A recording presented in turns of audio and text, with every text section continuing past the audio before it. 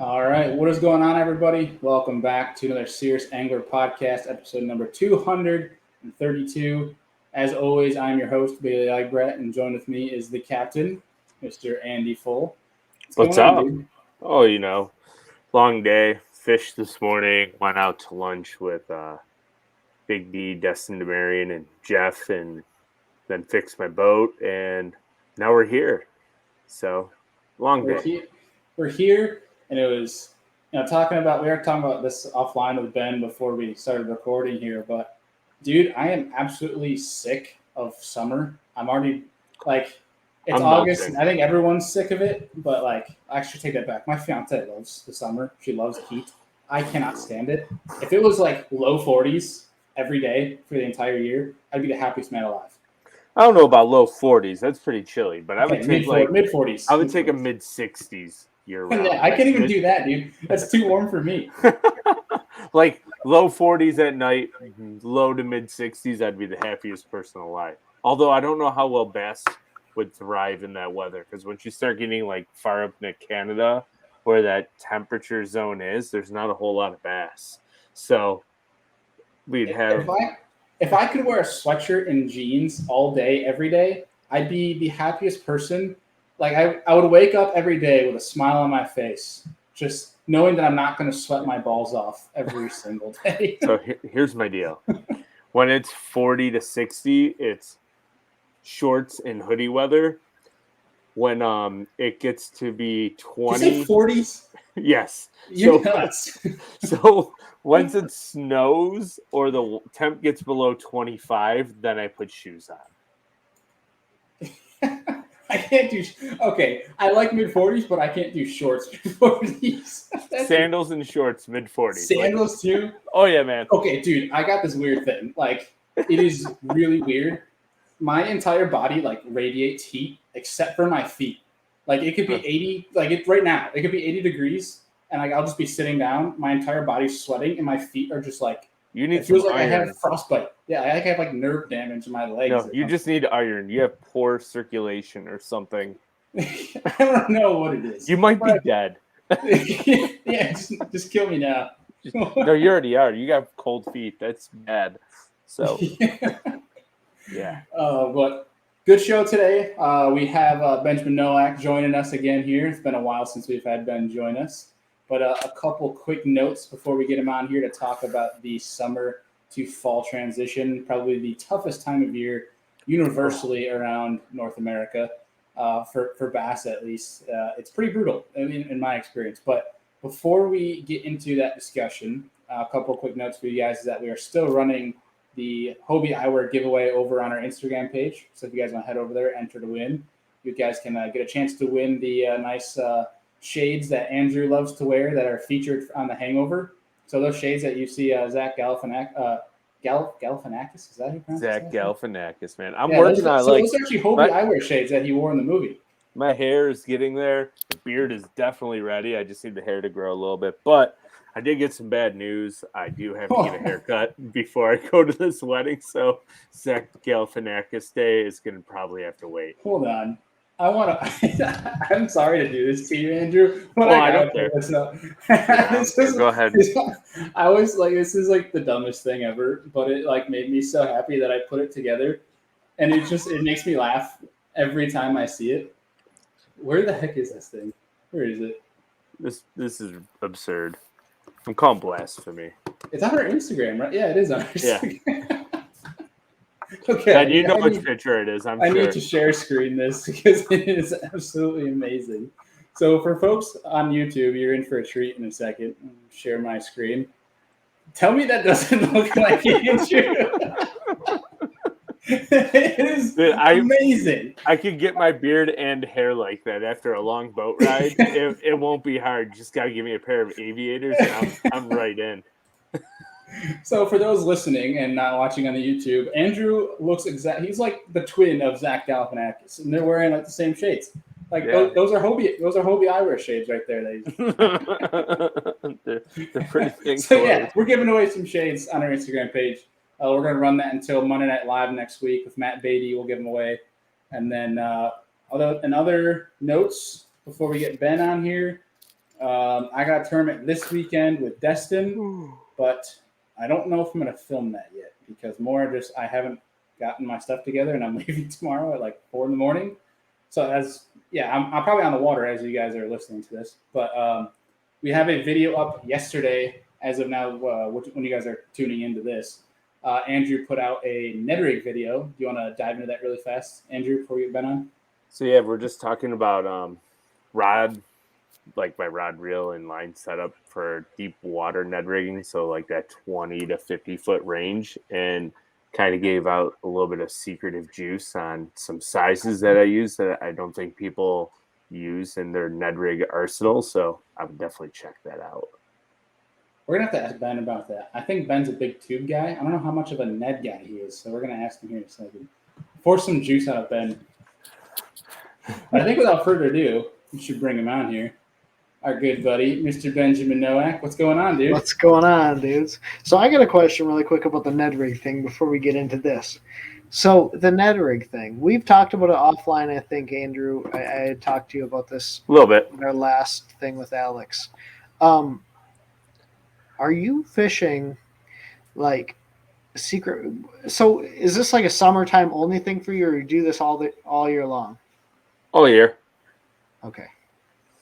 Okay. I mean, I was curious. realistically, like from what I've seen Andrew talk about and fishing with Andrew a crap ton, when it comes to the Great Lakes, his rods don't change too much when it comes to it. No, and I actually like a lighter rod too when it comes to like deep water Ned rigging, because the hook matters most. Like those Z-Man hooks, they bend and do weird things. So every Ned rig I have is with the 5313 hook. We were talking about this, Ben, yeah. And I still haven't. I can't think of how many fish I've lost on that hook, honestly. But That's crazy.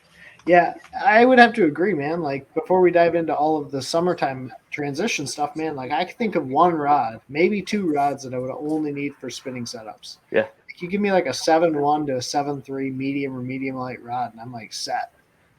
See, I like just a little longer, 7.2 to 7.4. So it's still that same range. But it's all about the action and mid bend of the rod. Yeah. I think just give me something to fight those fish. Yep. Yeah. Talking about the whole Z-Man deal that Andrew, you brought up.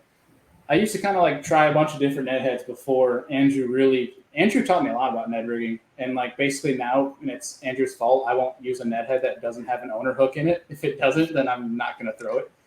Sorry about that. Yeah, no, it's a good thing because dude, I literally compared the two. I threw them on like identical setups, and I lost so many more fish with either a gammy or a mustad with an owner. Every fish was pinned, and I don't know.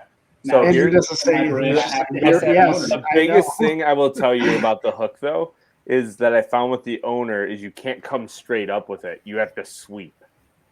It has to be a sweep hook set.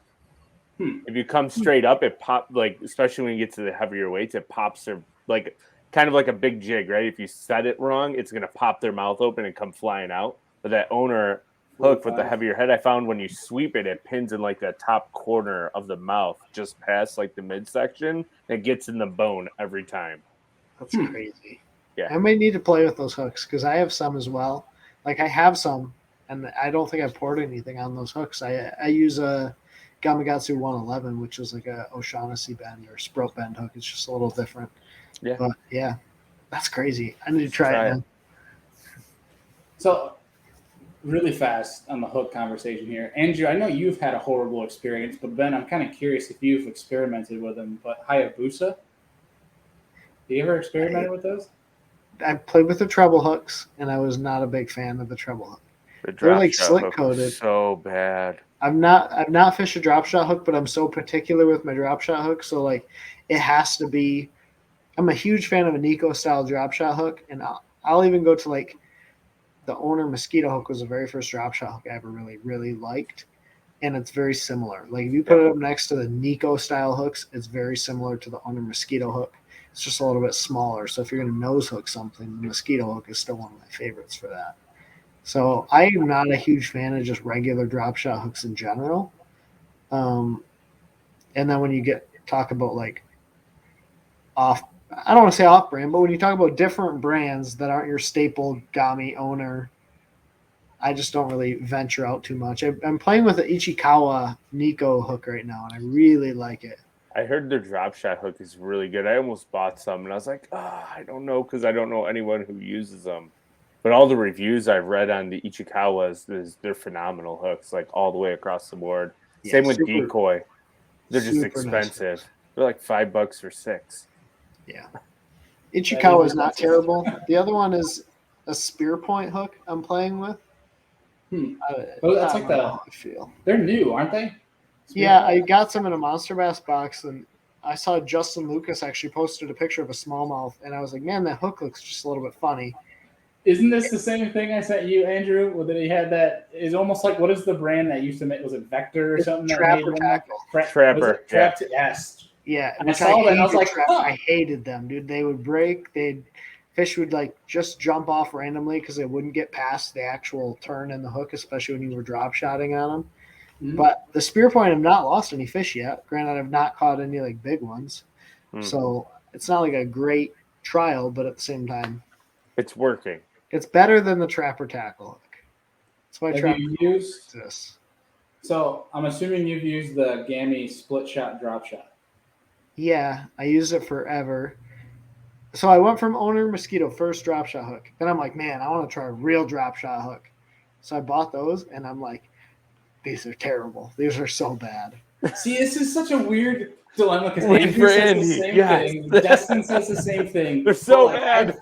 I've never had a single issue with it. The G Finesse ones are good because they're closer to that mosquito type hook, right? So the hook point is horizontal or like perpendicular to the eye tie. So you want a drop shot hook that's above. You don't want it running back too and connecting to that eye tie. That split shot drop shot hook goes right to I can't. You lose so many fish. The only thing you can do to save that hook, seriously, take a pair of pliers and you either open it up just a little bit or you just turn it to the side just a little bit. Like any sort of gap. You can do the same thing with EWG hooks. If my buddy Nathan listens to this, he's going to absolutely kill me. But if you look at the VMC's ringed hook, they're naturally opened slightly and like offset. If you look at a lot of your standard EWG hooks, it's almost perpendicular with the line tie. And if you flip a tube at all, you'll miss a ton of fish flipping a tube because there's no gap. And that when that big piece of plastic tries to ball up, you very rarely get a good hook set. The only hook and open it up just this much and move it over. The only EWG hook I've had success flipping a tube with is the owner, the one with like the spear point head on, the super sharp. It gets them every time, but you got to hit them because it's got to get through that plastic. Yeah.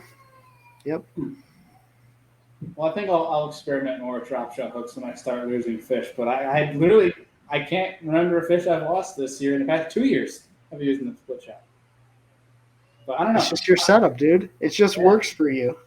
And that's kind of like as weird as it is, like that's just kind of how it is.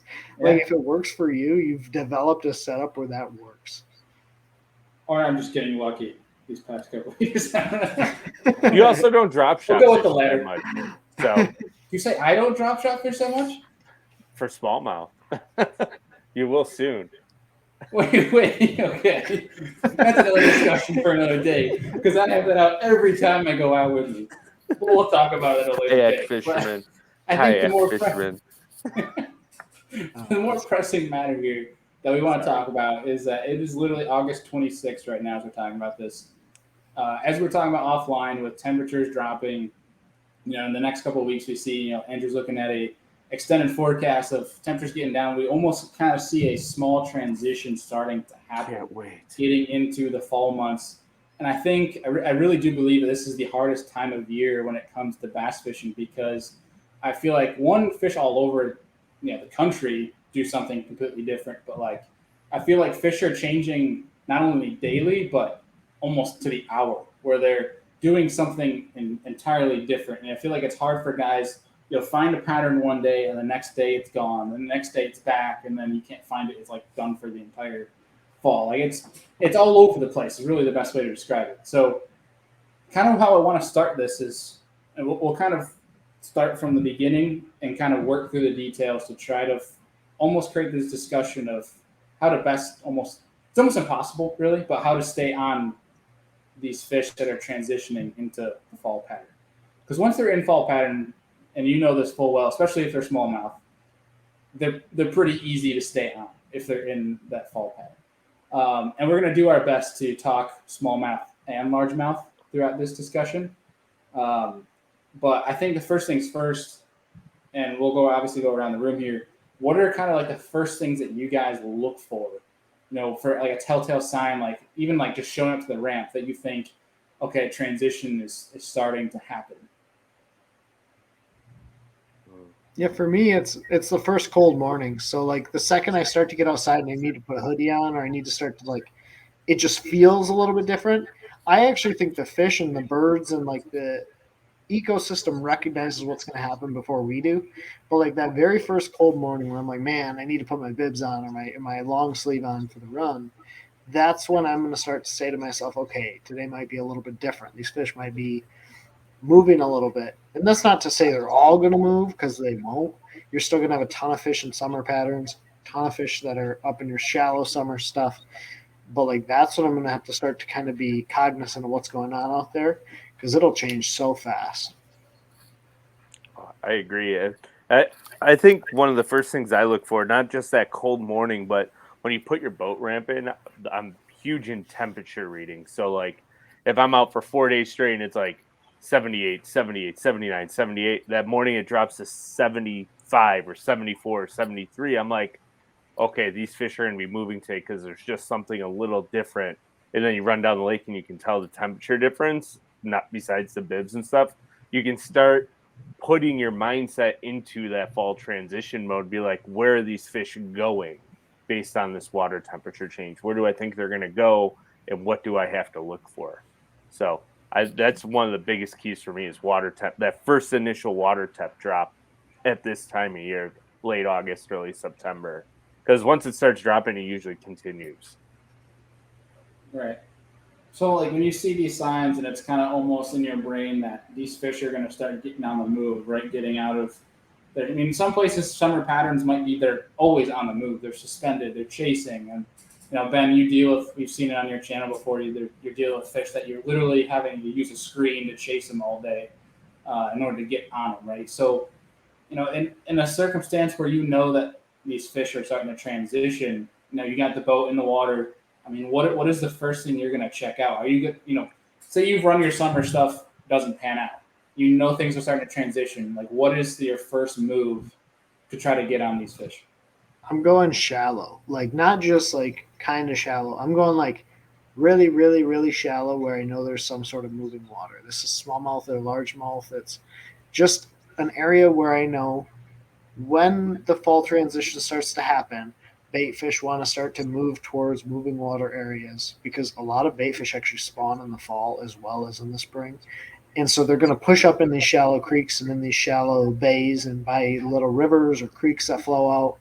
And so that's going to be the first place I look. And this isn't normally like a big fish thing for me. Like I'm not going to push up here and try and catch like giants, but I'm just starting to look to see, is the bait starting to show up in those shallow areas by moving water? And if it is, then I can start to say to myself, okay, I know I'm not going to be able to go out and maybe catch a bunch of fish on. They may not be grouped up on my deep stuff anymore. I'm going to need to move on throughout the day and just pull out a bunch more rods and be willing to just junk fish, experiment, like more or less just junk fish and experiment and run things.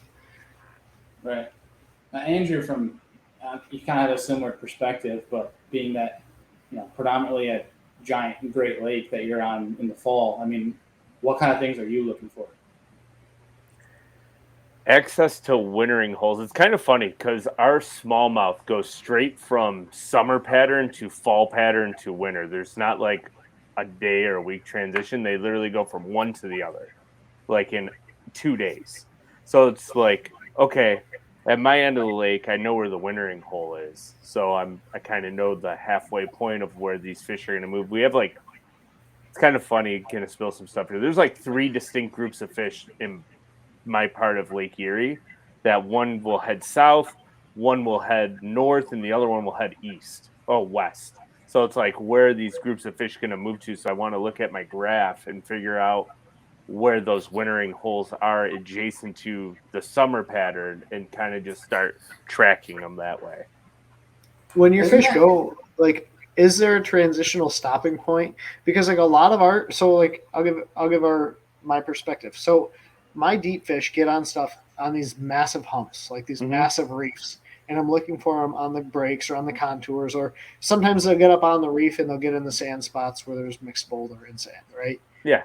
And then when I see that they're start to transition, there's big gaps and big areas where there's just not really that much. And I might be able to stop on a small boulder field and catch one or two.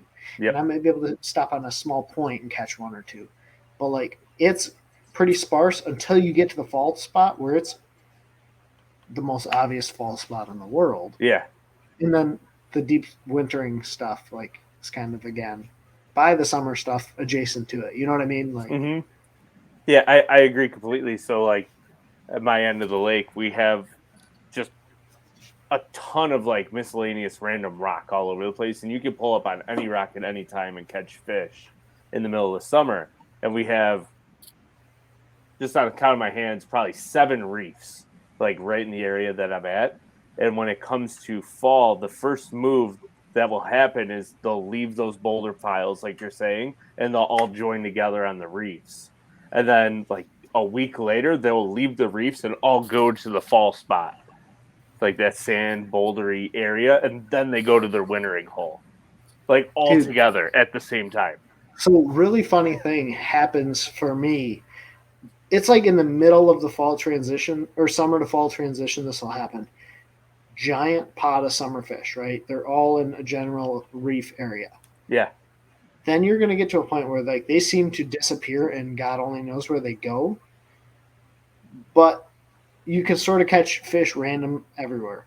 Dude, then I swear, I don't know what happens. You go back to the same reef that they were all disappeared from, and they're on an area that's like 100 by 100. They're on like Yep. tiny area, just giant pot of fish, and they all seem to be like those big ones. And it's like that for like maybe a week.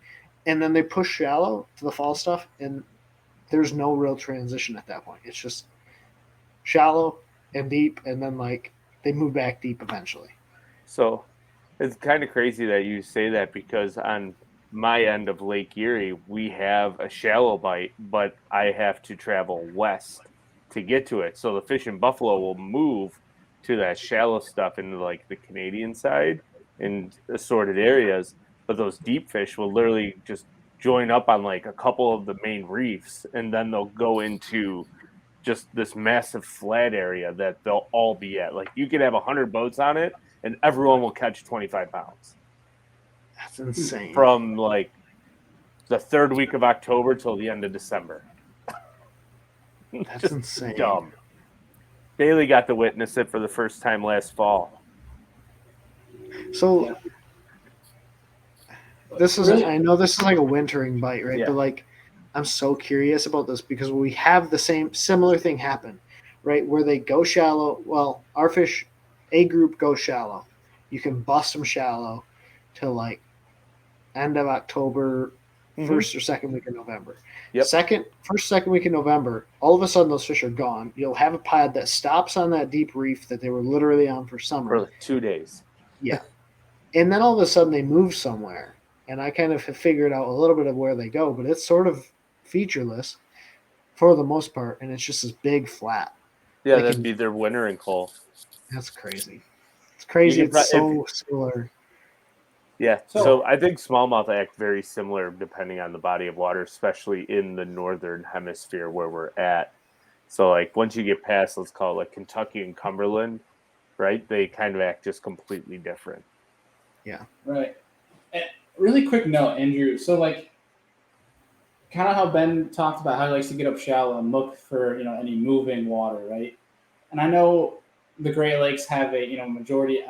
I can't really speak for the Great Lakes out your way, Ben, but like at least in New York, there is a relative current in the way that these lakes flow. But it's interesting, Andrew, how like so Ben talks about he finds these moving water if possible, right? You talk about your fish going west, away from the current, where the Niagara River meets Lake Erie, and there's obviously a lot faster moving water. It's weird that those fish do the complete opposite, right? It's kind of an interesting fact in that, but I don't know. I just wanted to point that out. I thought that was interesting. So like there are small groups of fish that go in towards the river systems, right? These inlets and creeks and cuts. But where they tend to pull in the fall, not necessarily winter, where they tend to pull in the fall is like a very protected bay where there's like no moving water. Mm-hmm. Right? Like that's your biggest And population stability. of shallow water fish because there's no change. In that fall, when everything's fluctuating so much and you're having shorter days and you're having weather transitions, like you're looking for areas where those fish aren't going to have to change as much. I actually think even though the weather is changing more as you get closer into the winter, it's almost stabilizing. They're using the water depth into these areas where there's more like similar water, a very flat, non-contour changing. Like there's not a lot going on. Like that stays way more stable to them when they're looking for that wintering stuff, even though the weather tends to jump around more. Yeah. Right. So super interesting. Yeah. And so a part of this transition I really wanted to pick your brain on, Ben, because Andrew and I don't have a lot of experience with it, and it's these roaming fish, right? Fish that aren't going to be on specific areas. I have a little bit of experience with fish that are chasing, from that summer and into the fall. But that's just like if I know there's a hard spot here, most likely there's going to be bait there. They might be chasing, but like when you go out and that you're going to be looking at live scope on your boat for these chasing fish, are you like, how do you even start? Like, how do you know where to even start to look for these fish? Are you starting on an area, or it's just more of because maybe they're busting bait on top? How are you even? So like this is a big thing for all transitional periods. I don't care if it's the pre-spawn to like that post-spawn funk. You're going to have a group of fish that roam, whether it's this summer to fall transition or fall to winter transition. Like these transitional times a year, I know that I can look at very specific areas on smaller lakes, not the Great Lakes. And this does not apply to the Great Lakes at all from what I've seen. The Great Lakes are too big and there's too much variability. But like if you're on smaller bodies of water, inland bodies of water, you can stop on high percentage locations and you can almost always call your shot that there are going to be fish there, right? Especially roaming fish that are transitioning. And they're not all catchable, but like forward-facing sonar really has changed our ability to catch these fish because I think they're the traditional areas you catch them during the spring, during the fall, during the summer months. They're these points, they're bottlenecks, they're areas that bass are going to live anyways. They just kind of lift up and like tend to move around the area a lot more. And forward-facing sonar, I don't think is like revolutionizing the way that we fish. It's just letting us target fish that other guys would normally pull off of because they don't think they're there anymore.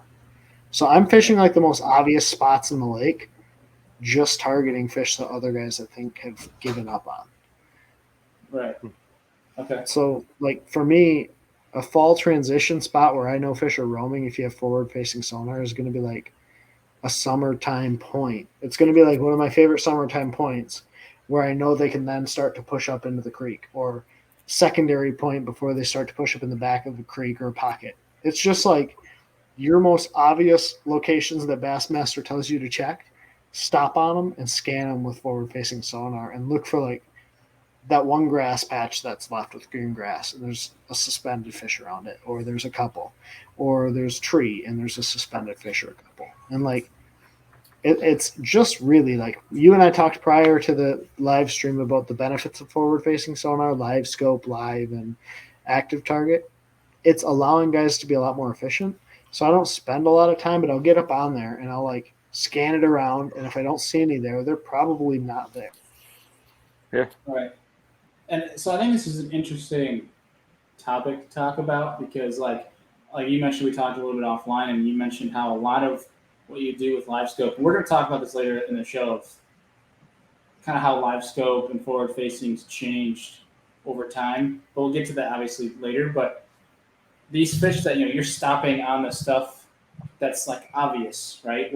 And you're going to go get up and you're going to use your live scope and pan around to look for these fish, whereas other guys, might go to this and they might graph over it and be like, well, I don't see any fish there. on their side imaging or 2D, whatever, and keep going. What in reality, what could be, well, and most likely what's happening is they're pushing these schooling fish away from the boat. They're just scaring, like, you guys talk about it, you can't graph an area because they're boat shy. Whereas, you saw Kevin Van Dam highlighted it where he found right on the tip top of his side imaging, he saw lines that were curved and going out, and that was fish running away from his boat. Where a lot of times that might happen to guys where it's like you go to graph it, you push all those schools of bait away, whereas you get up and you start scanning and you can see these fish a lot better because you're not looking at history of side imaging, you're looking at real time what's going on in front of you. But I thought that was kind of an interesting concept that you're looking at the most obvious stuff and it's just that the fish are set up different, which is why you can see them, and guys that are just going to go graph 2D side imaging aren't. Well, and you think about like the best fishermen that are really good summer to fall transitional anglers. And for a lot of guys, this is like when your classic is. This is like your end of year classic is going to happen between end of August to like beginning of September. The best guys that are in those tournaments tend to be the guys that move around a lot, but also have very key spots. So like they're not guys that are going to go flip a jig on docks, or they're not guys that are going to go beat the bank and run the bank. It's a guy that's going to pull up on a spot and he's going to fish it for a little while. And if he doesn't get bit, he doesn't get bit. It's like the same concept, but with live scope and like forward facing sonar where you can pull up to a spot and say, are there fish here? And you can be so efficient, man. Like other guys that are going to drive across that or fish inside of it because they're going to fish the bank or they're going to cast to the point. Like you can target those fish that are really there that everyone else just kind of misses, inadvertently misses. Like it's not, I don't want to say it's not hard, but it's really not hard if you have the right technology and you understand like how to approach those fish to get them to go. Right. Really, really quick for folks that are either watching or listening that one might not even have smallmouth in their lakes, might not be around Great Lakes, and you're sitting here like, why am I listening to these northerners talk about chasing smallmouth in this transition? We're going to get to largemouth in a second. So, well, this is even largemouth thing. Like for me, this is a great largemouth thing because this is what I did for the first like 3/4 of our tournament season, which I don't fish a ton of tournaments, but like hop in a couple weekend derbies. Guys just don't have the ability or understanding. Like the fish are still in these areas, and I think what LiveScope has done more than anything is proven how many fish really are in areas they maybe are just mistargeting. Because I think a lot of guys can actually do the same thing without LiveScope on these transitional spots by fishing like a small swim bait through an area or by fishing spy bait, which is one of my favorite tools for these like transitional fish, or fishing like baits up in the column. These fish a lot of times during transition are moving. They're not stopped on that spot. So fishing a bait that you can kind of cover water with, but also like target suspended fish, which is why the A-rig was so popular, because those were transitional fish that they were catching on bridge pilings that were suspended. Like that's why a rig becomes popular. That's why these baits become effective, is because they target suspended fish that other guys aren't fishing for. Right. So I should rephrase. If you're a shallow water guy and you're a grass fisherman, we will get to that in a little bit. Yeah. But these fish that are chasing, and that's a great point. It's like, the jerkbait has always been effective, but I don't think it was really until forward-facing sonar was really getting dialed in that the jerkbait literally became probably one of the most, if not the most effective baits in the past 2 years. Giving it maybe a chatterbait a run for its money when it comes to like tournaments and how many guys had it on the deck. I mean, we just had Justin Hammond on Monday, and he's like, I literally had a jerkbait rod or two on my boat deck every single tournament. Doesn't matter. I think he said 6 to 8 every tournament. Well, he said, if he says a jerkbait bite's going on, he's going to have 6 to 8 rods on his deck. Sorry. So he's mentioning how he has multiple rods. Yeah. And that was a whole different, that was crazy. You guys gotta go listen to jerkbaits, go listen to Justin Hamner in the recent episode. But I think that's a really good point to bring up, is because like guys get kind of stuck in these ways of like these fish are always in this spot. This is always what they're eating. If they're not going to eat it, I'm going to move. Which in some ways can be an effective mindset, but it's like one little tiny change, or even just like say you're dragging, and I do this all the time, regardless time of year, is like dragging a swim bait on a football head across the bottom, just changing the water column. It can be from, like you just mentioned, it could be night and day. They're just in a complete different water column. Yeah. It's just changing up small things where it might be you could switch to a lighter head so that you can keep it. You're fishing 10 foot, but you want the bait in 5 versus counting rocks. Yes. It's that big of a difference.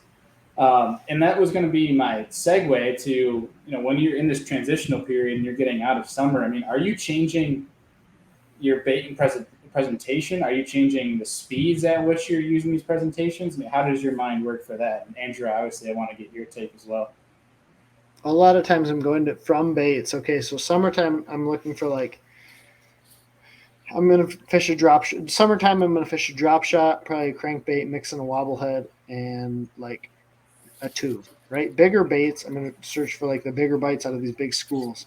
I'm going totally different mindset. I'm just looking for bites. I'm just looking for areas that I can sit down and catch some fish and effectively get them to go. So I'm fishing smaller body crankbaits. I'm fishing and not necessarily hitting the bottom, especially for smallmouth. Ned rig is going to become one of my favorite baits during fall transition. Nico rig and a spy bait and a swim bait, right? Those are going to be my top baits during this transition period. I want baits that are versatile, baits that tend to spend a lot of time mid-column, or they're small and super easy meals for fish that are on the bottom. So I basically go from targeting the biggest fish out of the pod to targeting just fish. Please, dear God, just let me catch a couple. Yeah, so. And I feel like that's a good mindset to have because literally this time of year, just 5 bites in itself is an accomplishment. I remember this time last year there was a New York Fed event and I got a top 10 with 1 fish with a 2-pounder. You're just fishing for bites at this point on most lakes at least. But and Andrew, what's your take on that in terms of bait selection? This is going to be very cliche. I speed down, but I speed up but slow down. Speed down, speed up but slow down at the same time. So I fish a drop shot a lot in the fall, but I'll fish it higher than I normally do because of that mid-level thing, right? So I want to fish that bait a little bit higher because those fish are roaming. They tend to sit in the weeds a little higher. My favorite bait, though, for the fall transition is a spinnerbait because I can cover a ton of water. And depending on what spinnerbait it is, I can fish it fast or I can slow it down and really creep it, just taking it through the weeds. And it's something we were talking about earlier, fall transition, I look for bait fish. And as soon as I see bait fish flying out of the water, that spinnerbait's getting fired out there. Or top water, too, is a huge fall transition bait for me because bait fish. So they're chasing those bait fish around wherever there's possibly moving water or where there could be moving water. So on our Finger Lakes, we get a lot of little creeks that drain in. So if we get any bit of rain, that's going to push some water and the bait fish will pile there. And then the largemouth or smallmouth or both will follow. And it's just a fast, fun way to get 5 in the boat really quick. But also you can get some bigger bites as well. So that's why I like a spinnerbait or a buzzbait or some type of topwater. It's funny you say a spinnerbait because that's a bait I have very limited confidence in. My buddy Nathan Dirts, he fishes a spinnerbait and even a small A-rig with blades. So much this time of year. But like you, man, we are really keying in on bait fish. We're keying in on fish that are up feeding, and that A-rig and that small spinnerbait, it imitates those. They're probably young of the year bait from this year that bass are keying on. So it's a lot of times look for activity and look for the fish are not going to be very far away. And I'm not saying I'm fishing a big spinnerbait, right? It might be the Mike McClellan Get 5 Finesse War Eagle spinnerbait or something of that caliber. Just something I can fish quick or slow depending on what blade size is on it. I can cover a ton of water in a small area, so I'm fishing slow, but I'm fishing fast at the same time. Because I'm looking, as I'm casting, I'm actually looking for bait fish in the area where I'm it's getting into that fall time. There should be bait fish here. So I'm kind of casting and looking around because I don't have live scope on my boat, so I can't see the bait balls moving. So I'm visually looking with my eyes because those bass will push the bait fish up where they're feeding. As soon as you find that, you just keep firing in until they move whatever direction. You just kind of keep following them around. That's so cool. Right. So, kind of talking about fish that are, relating to grass. Maybe more specifically largemouth that are, in the summer months that we're talking about the guys that are going out and either throwing a topwater, throwing a chatterbait, or flipping grass. We're talking about this same transition, same time of year. How the grass is starting to die out. What kind of things are you guys looking for or relating to when you notice that this transition is happening, and more from a grass shallow standpoint? I changed my perspective away from looking for very specific pieces of grass to looking for either super healthy green grass that's still alive. A lot of times our eelgrass will last a little bit longer than the milfoil, so I'll find like eelgrass patches, or I'm going to find hard cover. So this is a time of year where I'm not so much keyed in on like the grass, but I'm looking for the hard cover in the grass. So this is the stumps, this is the harder bottom areas, and there can be all the dead grass they want around it, but those hard spots tend to hold fish a little bit better this time of year. And really, bait selection is so easy, like a jig, a Texas rig, like maybe mix in a small drop shot or an eco rig or something, but like it's just largemouth fishing. Yeah. Right, and I think another reason why bait selection isn't big in that standpoint is because as that grass dies, obviously like you mentioned, hard cover becomes more important.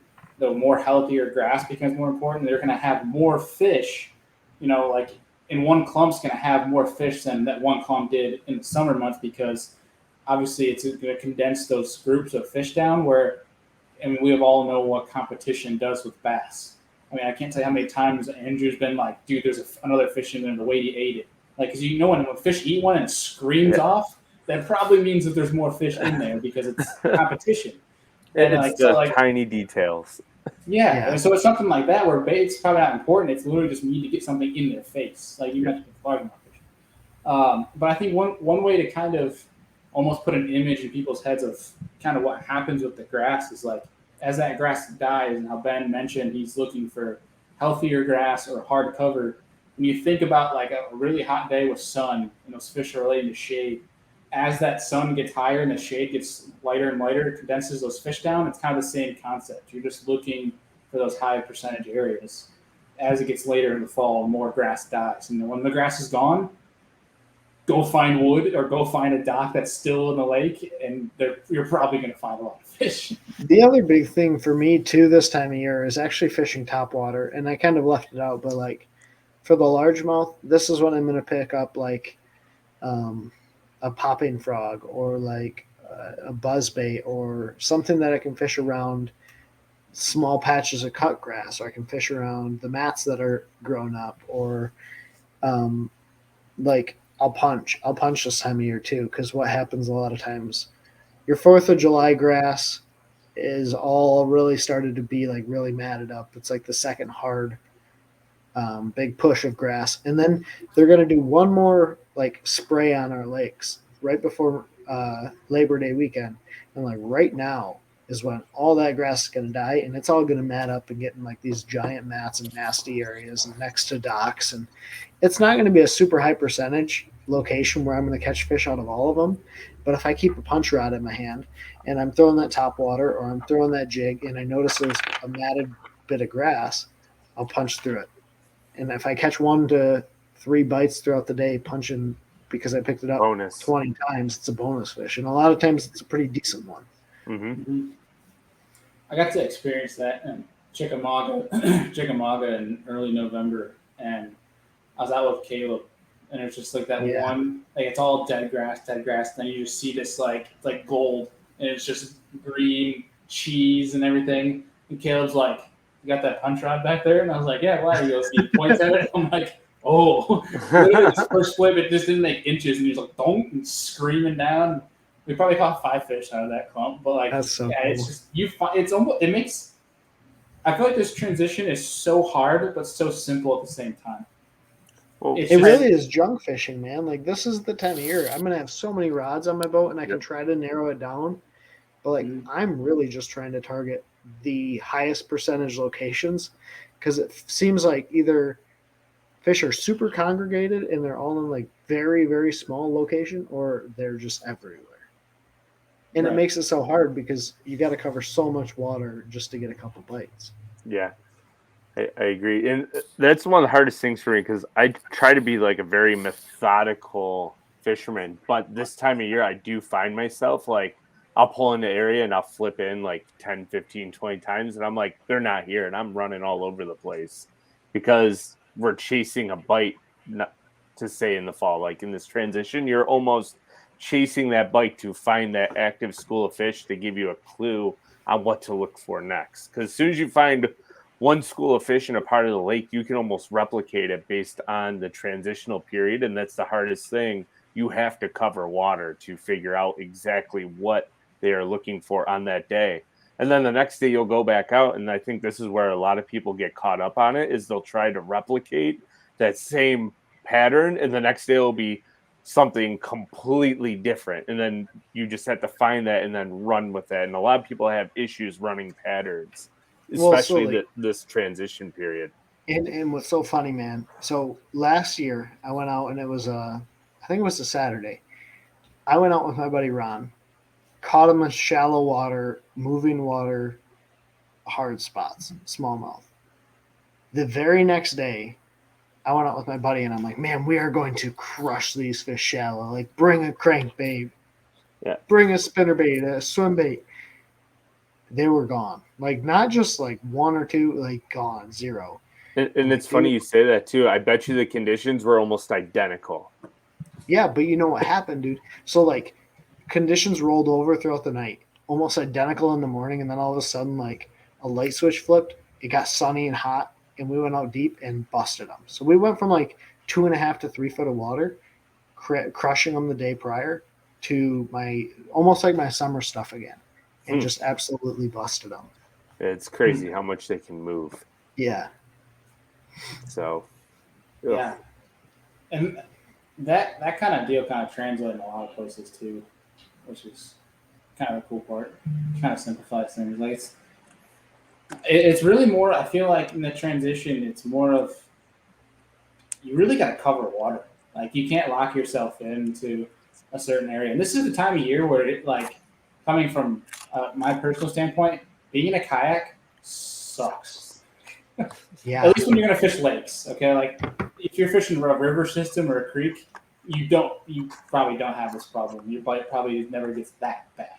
But like on a lake, being in the kayak, this time of year, I mean, especially if you got a motor, you're probably fine for the most part. But like you better be expecting to put the miles on if you're gonna get on a good bite. Well, like Andrew mentioned, this is really the time to pattern fish. Even though a lot of people complain how bad it can be really, really tough, and it can be junk fishing. But when you get that one little key, you get that one bite, run with you it. then can start to run. Yeah, exactly. Run and extrapolate and say, okay, they were on wood next to a contour swing, and they're starting to transition up into the creeks. Mm-hmm. Well, then you can like run that across your body of water and see if it makes sense, or if it was like a couple random bites to it. So one or two bites that will start to key you in on things, and you just have to be willing to go out fresh every day and look for that. And that's the other thing too that I could say is keep things honest. So like, yeah, this is my summer pattern and it worked a month and a half ago, but in the fall, those fish for one day could be back in their summer pattern for no reason at all. And then it could be just simply the fact that the bait decided to roll back out over to 40 foot of water, and the bass are like, well, we chased them to this point, but I don't feel like going out to 100 foot. So I'm just going to stop and wait for them to come back because we know they're coming back. So it could be, as fishermen, we overcomplicate things. And a lot of us, and I'm sure I'm 100% guilty of this. I'm sure you are too, Ben, is if we don't get a bit in the first couple hours, we're like, what the heck happened? And then we just have to slow down and think of what could possibly and just keep it all honest. I can't tell you how many times in September I've gone out and not had a bite for 3 to 4 hours. And all of a sudden it's like, okay, now I got them. Like, and then you catch the fire out of them for the next 4 hours. Yeah. And not only like on one spot, because I've had it happen where like, I'll just I'll go check my deep stuff. It's not going. I'll go check some, shallow rock, not going. I'll go check 3 or 4 other things, and I'm like, damn, I forgot about this one thing. And I'll go check it, and I'll get like a bunch of them. And then I'll go check another thing that's just like it, and they're just there. Like it really is like not being afraid to run and check stuff. Whereas summertime, you're very much like, okay, I know sort of what they should be doing. Like I'm going to check this. I'm going to check this specific spot and this, and it tends to be way more spot oriented.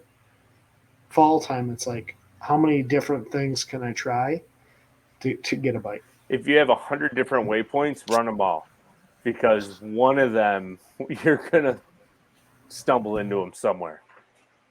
So, and then,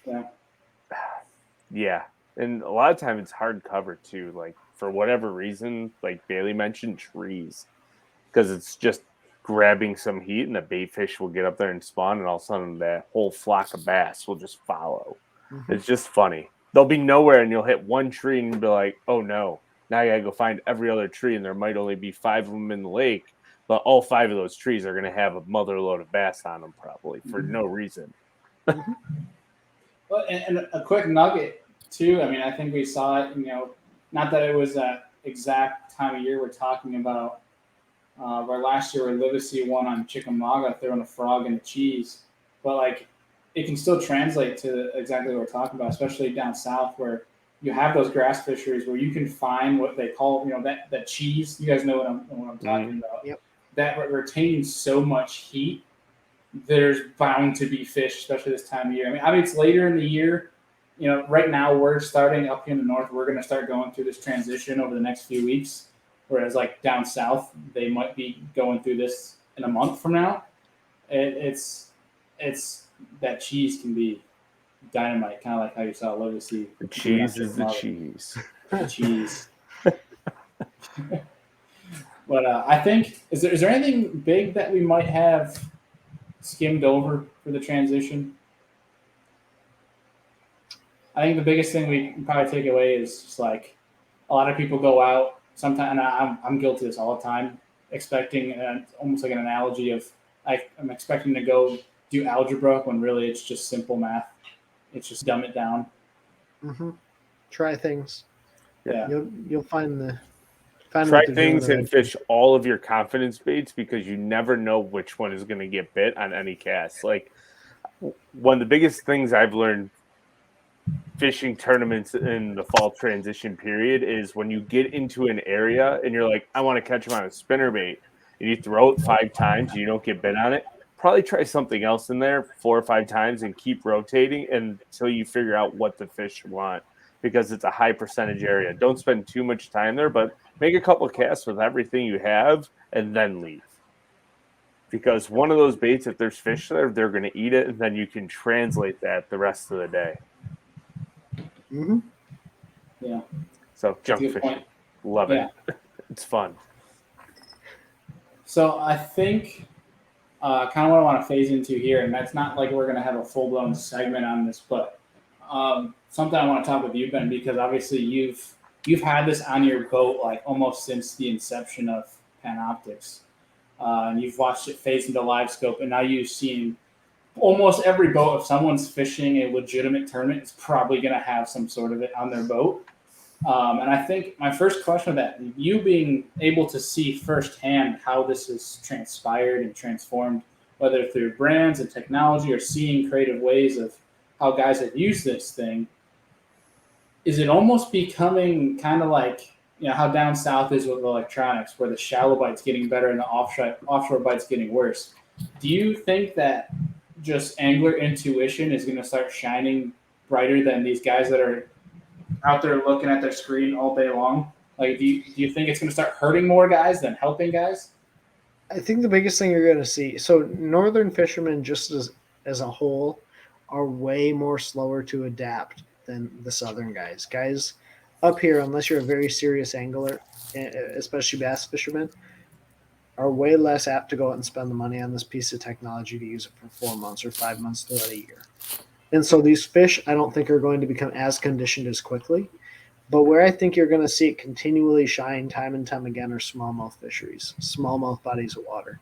not just out deep, but like in shallow water situations when your fish are pushing up during like the fall stuff and the springtime, not necessarily spawn, but springtime stuff.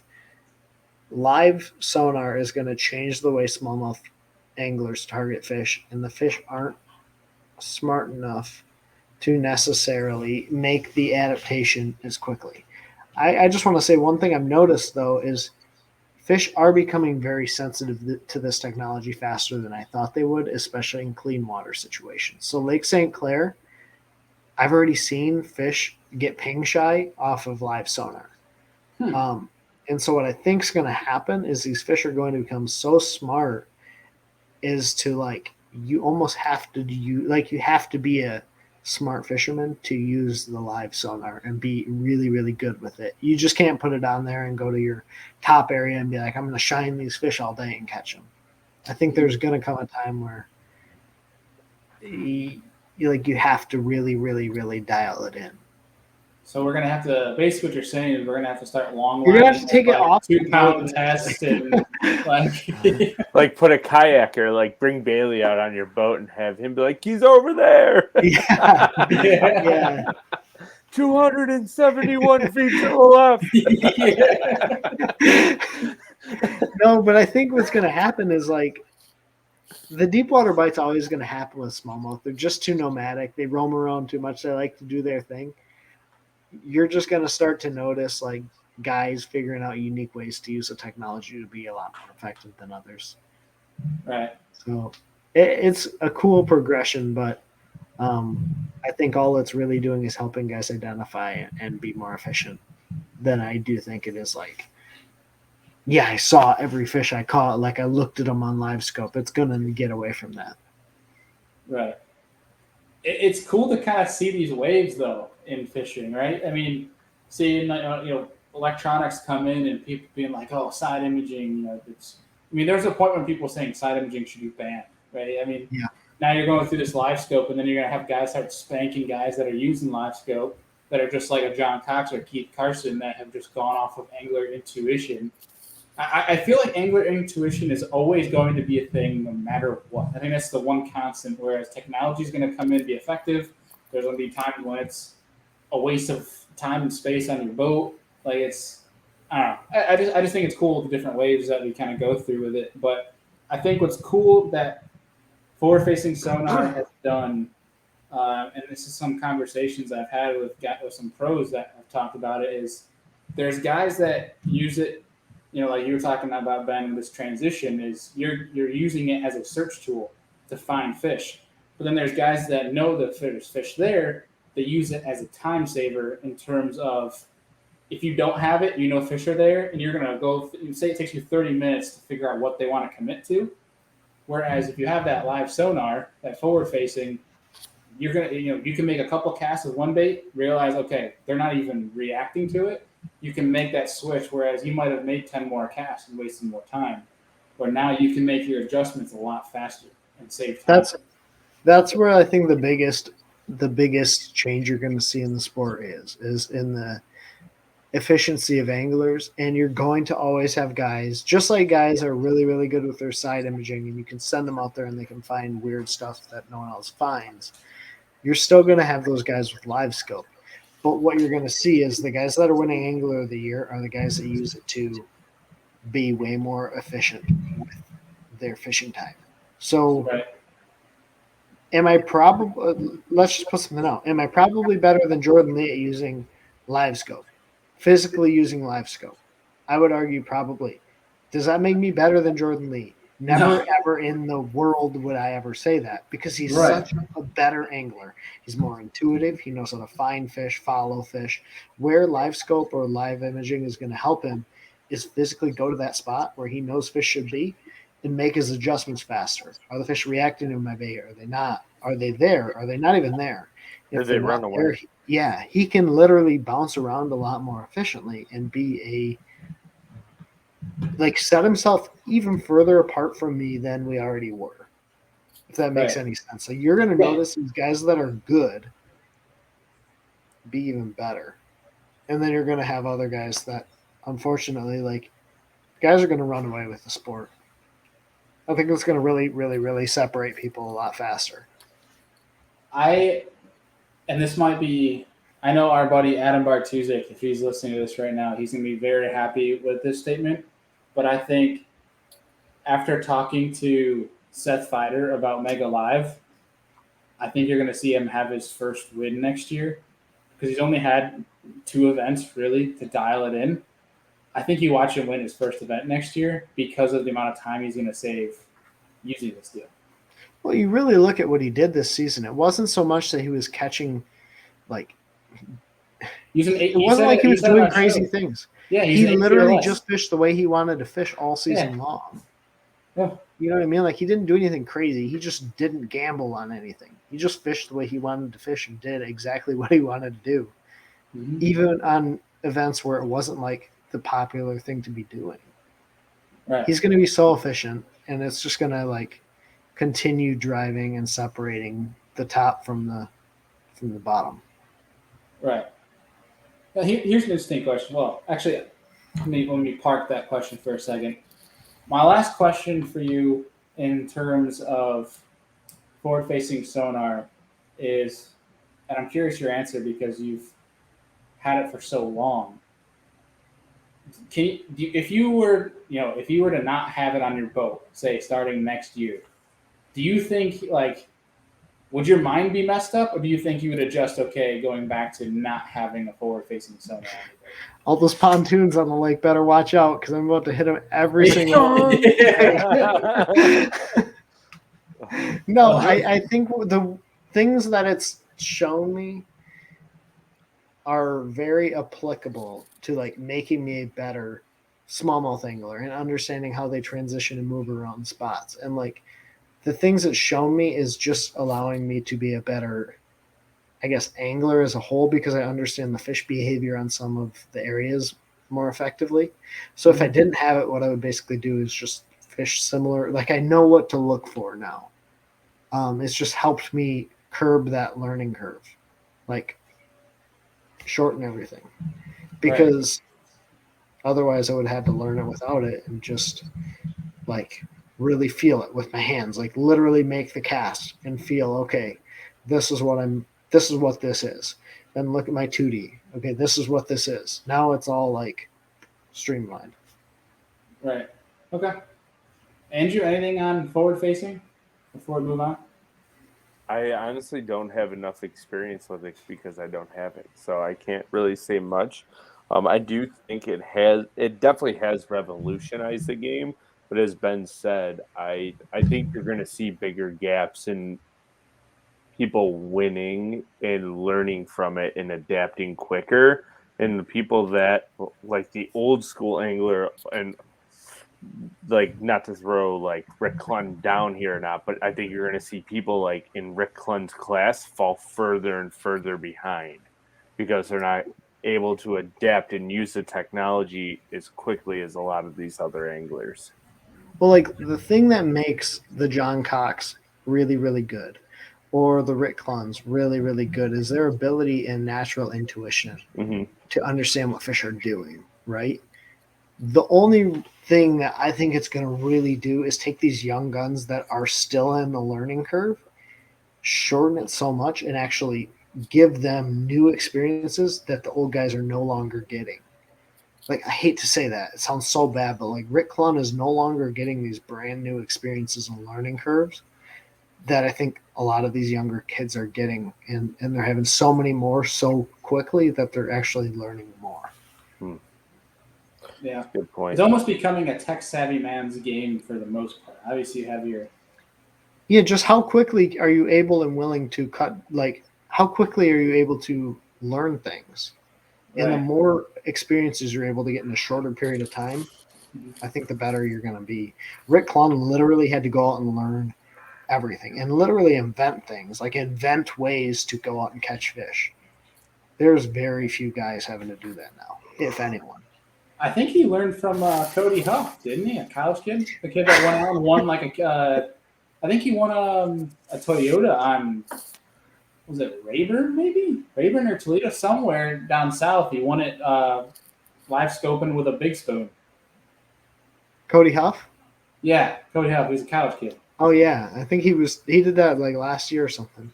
Let me see. Yeah, I think you're right. I think it was last year. But there's a whole article on how Cody Huff was teaching Rick Clunn how to use LiveScope. I thought that was really cool because that's literally exactly what we're talking about in that relationship. Yeah. Let me see. Cody Huff. I think it was a Toyota. But either way, it's okay. Yeah, Cody Huff wins with a jigging spoon on Toledo Bend. Yeah. But it's just a cool concept to kind of to get into. But either way, getting back to really fast with Seth Feider, bring up this name. I'm just generally curious your view on this. I don't even really have an answer either from a personal opinion. But I've heard from multiple people in the industry, some people who are prominent names that have been around for a while, and they've all said that Seth Feider is probably from just a naturally talented angler, probably the most talented angler in the world. Now you can say how KVD and Jacob Wheeler might be the most successful anglers in the world. Who, in your experience, or maybe if a personal opinion, do you kind of have any disagreement or an agreement, or maybe a name to throw in there that you think might be? I just don't know that I've seen enough from enough guys, right? Like, I look at Seth Feider, and to say he's the most talented angler in the world scares me because I don't he literally fished the way he wanted to fish. If he didn't flip a tube at every event, he didn't flip. Yeah. The dude is so good, but I just don't have enough experience to say yeah, I don't know for sure. I think he's really, really good though. And you saw him set himself apart the past couple of seasons. What Jacob Wheeler is doing though is insane. Right now. And every event he wins is doing something different. Yeah, the versatility is so different. Fighter, I know he can crank, he can flip a tube, he can do a handful of things, and I'm it's a Seth Feider thing. Wheeler, man, he's got a video, or someone just posted a video of him running up a river in 2.5 foot of water in a jet boat. I think it was Hunter Shryock. And that dude is a constant, Jacob Wheeler, the Jacob Wheeler rule. You can't practice after a certain time of night because the dude would just go out and sleep during the day and go graph all night long on the TVA because he realized that there was less pressure on the fish at school better. The dude is I'm not the biggest fan of Jacob Wheeler. I'll be straight up. But at the same time, what he's doing in the industry and in the sport right now is unprecedented. Even more than KVD. So I will agree with Andrew in the fact that he's doing something somewhat different. But you look at 3 wins this past year. Good gosh. But I think he's doing something different-ish. But I think more when he says he's doing something different, he's just fishing relatively the same thing that everyone else is doing, but he's just doing it smarter. Especially with the Major League Fishing format. He's just fishing – Lake Travis, I believe he's just fishing bigger baits with heavier line, so he wasn't breaking off as many fish. Whereas St. Lawrence was the same deal, where guys are drop shotting smallmouth on beds using that 6-pound, 8-pound, where he was literally using 20-pound test with a Tokyo rig and boat flipping 5-pounders on a casting rod, where it was taking him 10 to 20 seconds to get those fish in, where everyone's horsing around for a couple minutes, and he's just saving time. He's being more efficient. I generally believe that I don't know if I'd put him in top 5 for talented anglers in the country. I think when you talk about just smarts and efficiency and just knowing how to, maybe not I'm trying not to knock his character or him as an angler, but I think in terms of efficiency and tournament fishing, he is the best tournament angler in the world right now. If that makes any sense.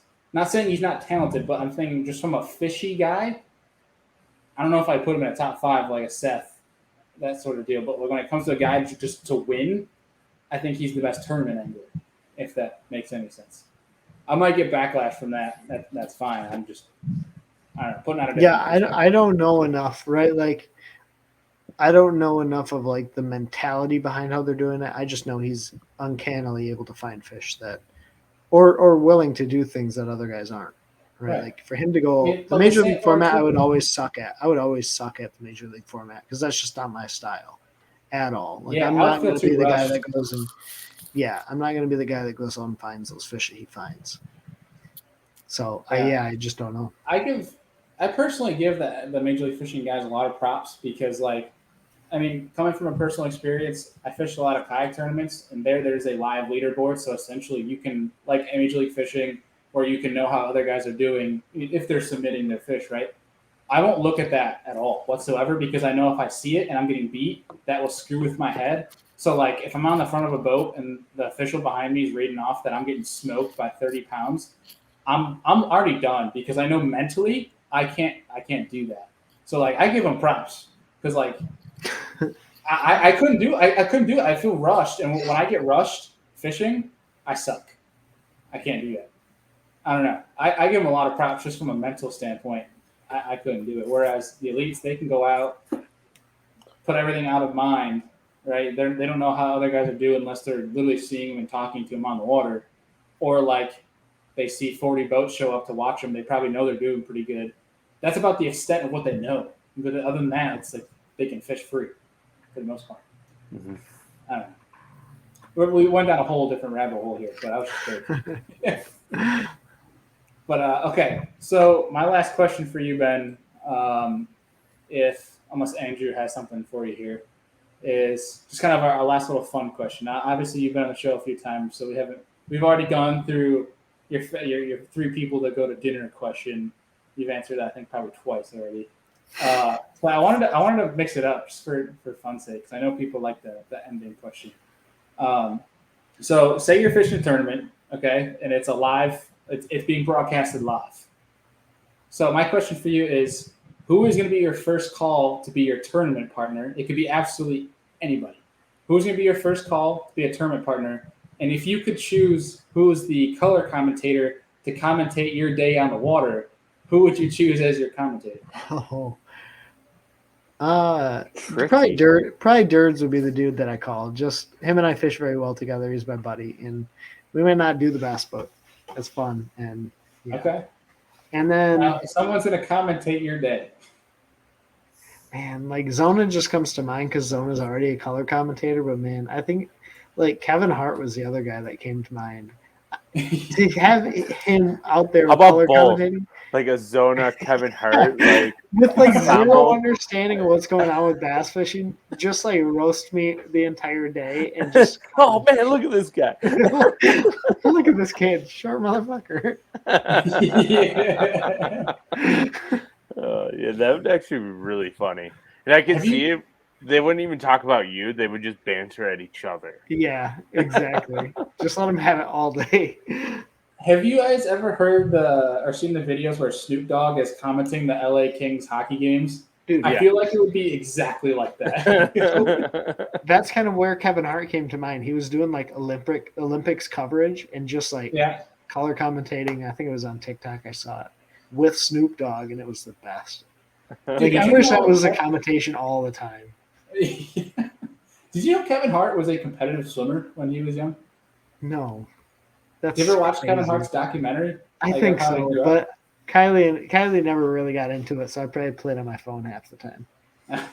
Yeah, he apparently was a competitive swimmer when he was a kid. That's crazy. Yeah. But sorry, that's just a random fun question I had. He's like Andrew, half do you have the anything size of everyone else. Yeah. No, I think this was great. I think the listeners are going to be able to take a lot away from this. It's just, and people, when it comes to fishing, we overcomplicate it always. And I think we're like a broken record saying that.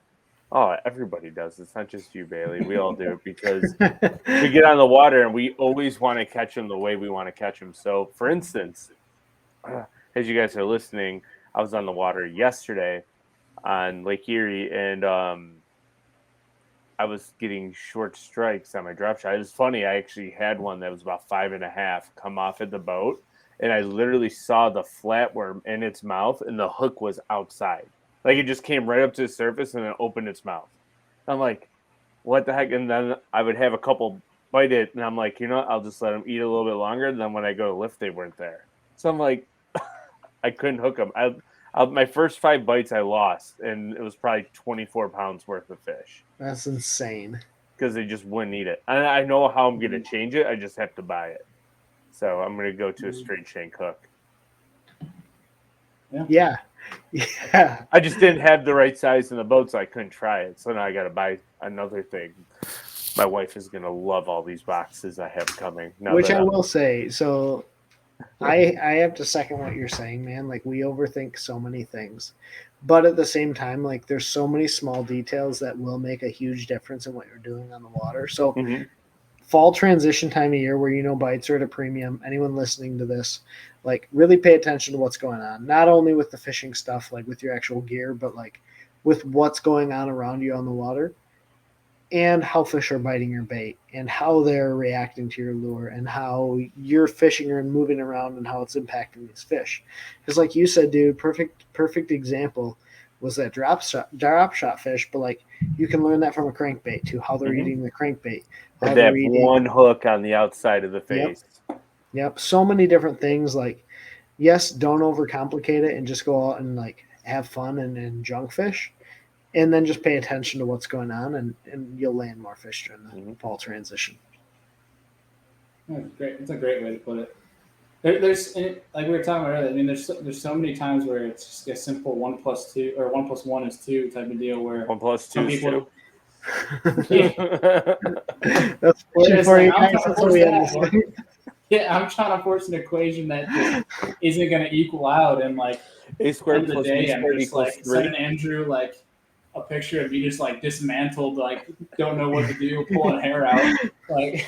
Or when you lose possibly the winning fish and we just dump our fish and not weigh in and leave because of simple fighting fish equations.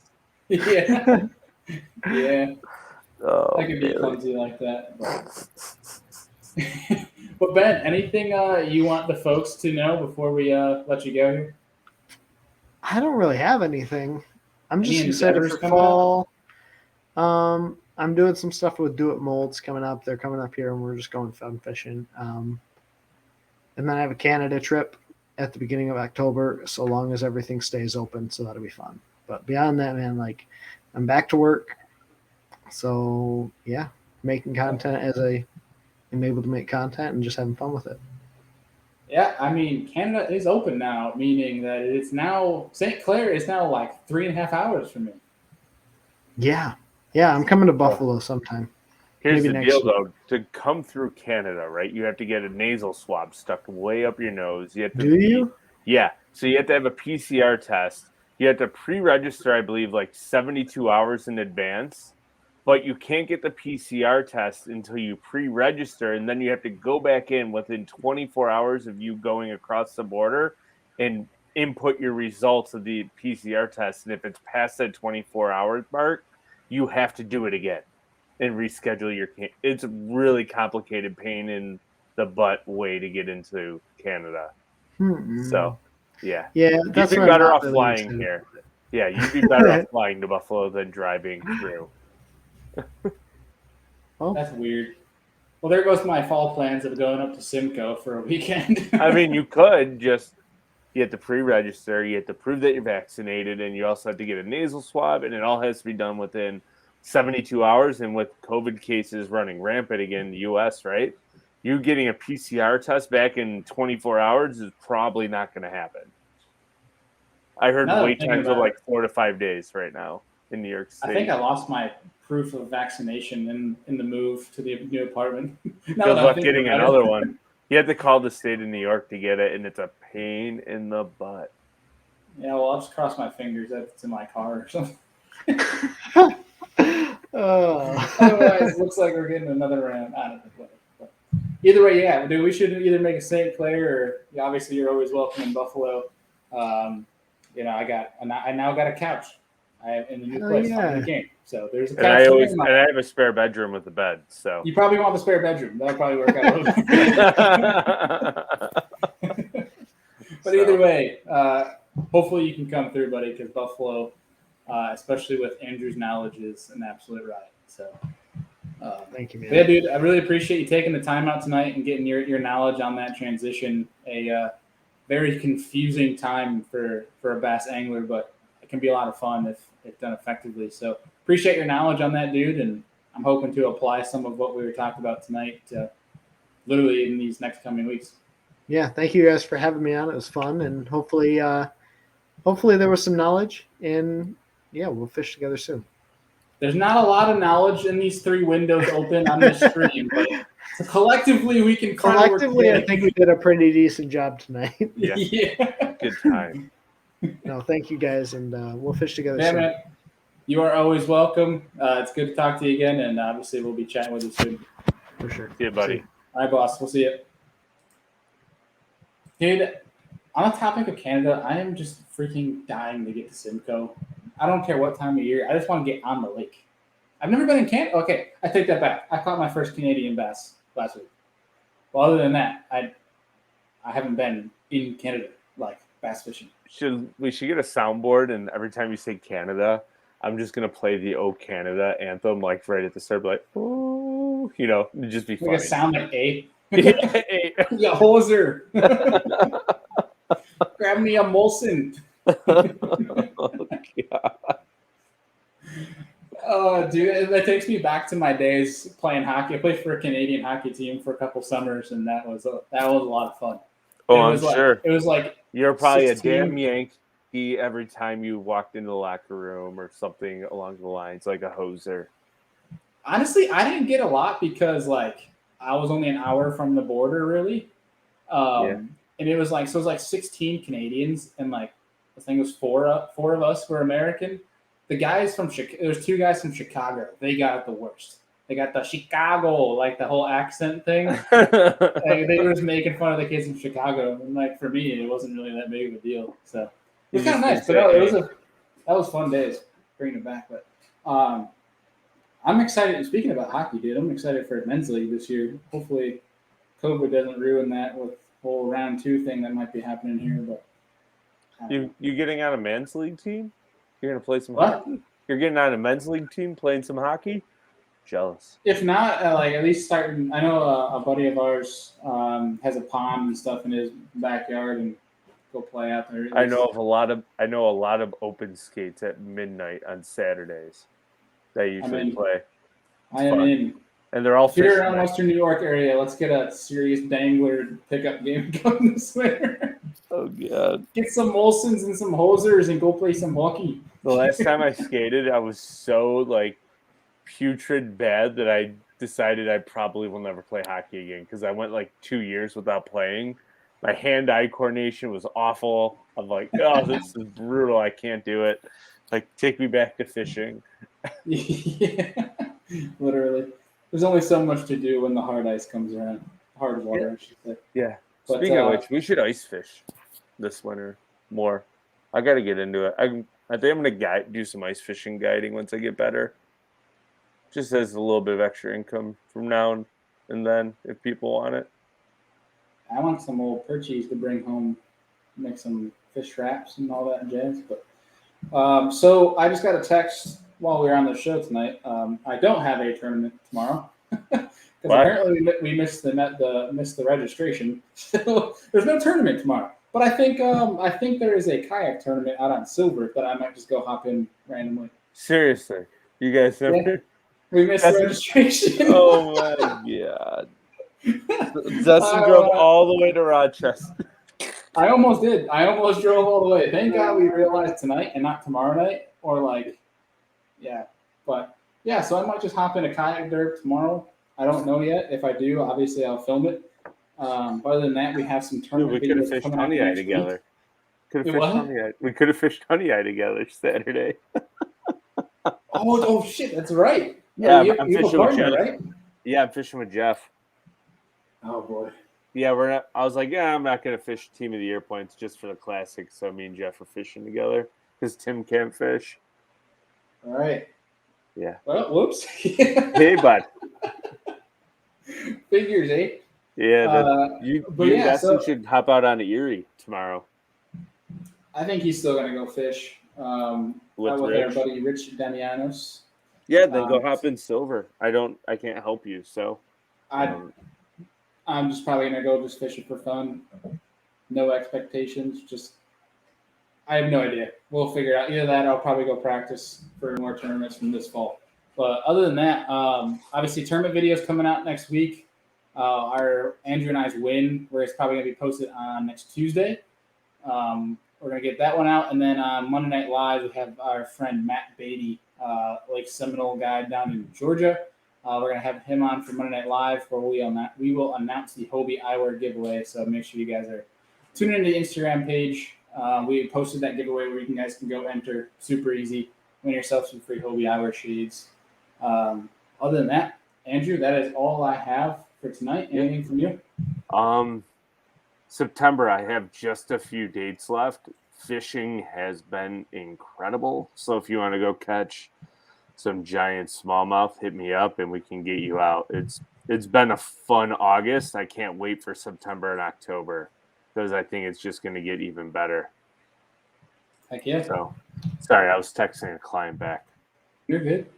Well, folks, we appreciate you guys tuning in. As always, we appreciate your guys' constant support of the channel. Follow us on social media. Any other links that can help you guys with discount codes, our social medias, anything like that, it's always on every show description, whether YouTube or MP3. If you guys are listening on Apple Podcasts, as always, we appreciate a rating and review. Obviously, that helps out everybody involved, so we appreciate if you guys could go do that. But as always, folks, we appreciate you guys, and we'll see you on Monday Night Live.